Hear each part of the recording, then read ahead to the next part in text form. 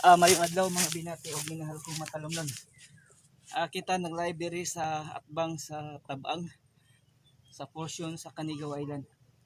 Ato ning pabot pamunitog mga basura guys kay daghang mga plastic para ma-maintain ang kalimpyo diri sa isla. Sa diri nga portion kay daghang mag plastic guys. Dapat atong kanon limpyuhan. Welcome to my channel, welcome to Eco TV. Eco live diri sa Canigaw Island. Okay guys. Itong limpyuhan guys.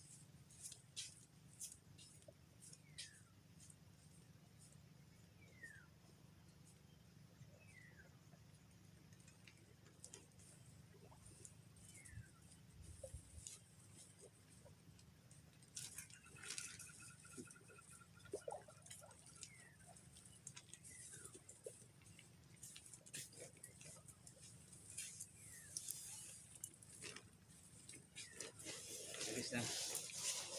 Guys.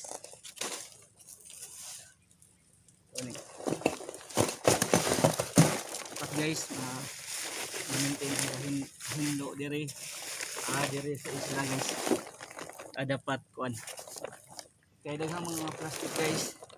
Dapat pamonitor ni nato. Okay.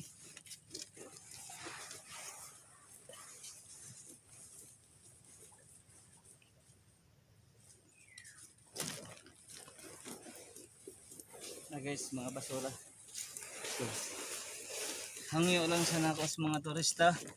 Magkinabanga jud ta alang sa kayuhan sa tong isla. Di ta magpatkaglabog para ma-maintain ang kalimpyo sa tong lungsod. Once again, Eco live diri sa Canigaw Island.